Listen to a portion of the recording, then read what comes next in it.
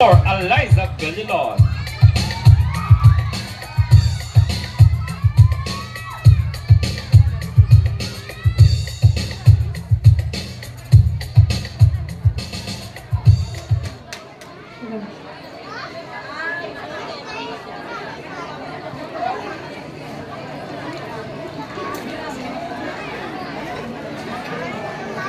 Yes, again, shout out Jewel Pagolong. Thank you for watching. Shout out Samson Janlen,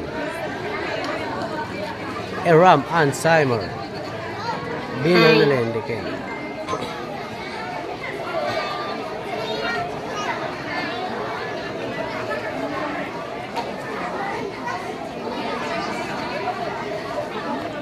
Kasalanan ko ba? Hindi! Bitiwan niyo ko! Bitiwan niyo ko! Hindi totoo ang pinaratang nila sa akin. Hindi ako kriminal. Hindi! Bitiwan niyo ko! Bitiwan niyo ko! Sabi ko kayong lahat ang narito sa hukumang ito. Sabihin niyo sa akin.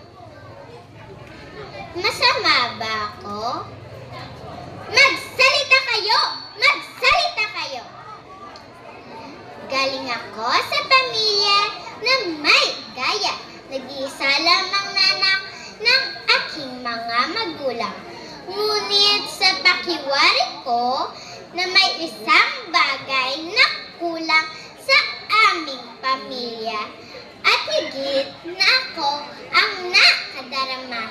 At iyon ang pagmamahal ng isang magulang sa isang anak.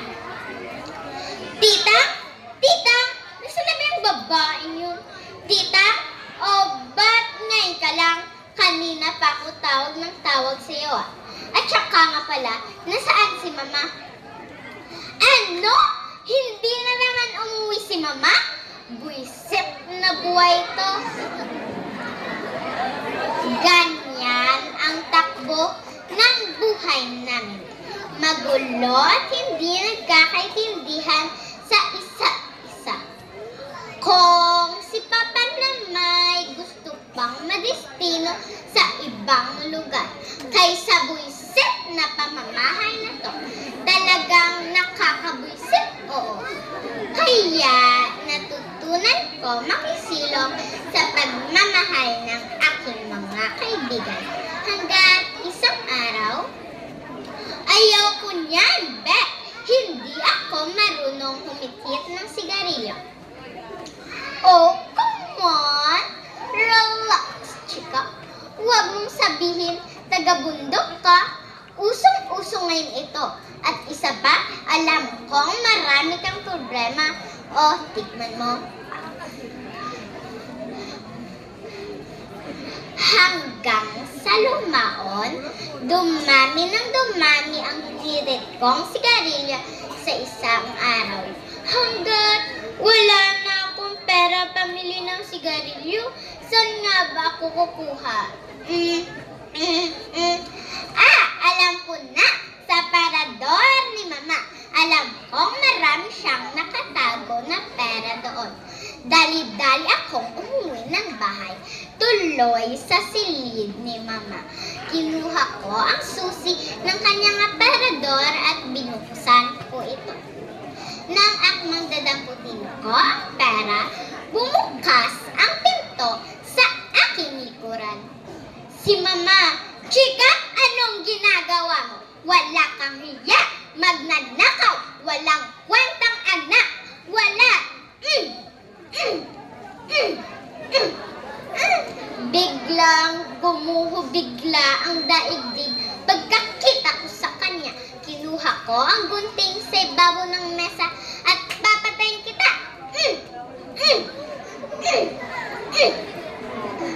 Kinuha ko ang pera at lumabas ng bahay. Takbo na walang poknat ang ginawa ko para makarating sa bahay nila Bet. Bet, nandito na ako. Aling si Mang, nandyan po ba si Bet? Ano? Hinul ng mga pulis si Bet? Paano na ako? Paano na si Mama? Ano ba itong ginawa Mama, umuwi ako ng bahay tuloy sa silid ni Mama at nakita ko siyang nakapaligo sa sarili niyang dugo. Mama, Mama, ano ba tong ginawa ko? Paano na ako ngayon? Mama, kumuha lang ako ng kaunting pera, sinaktan mo na agad ako.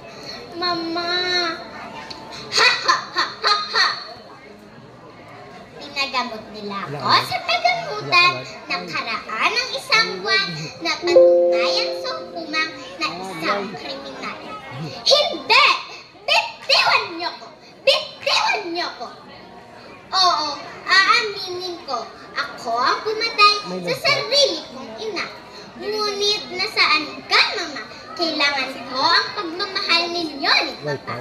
Kung nagawa ko man yon, kasalanan ko ba?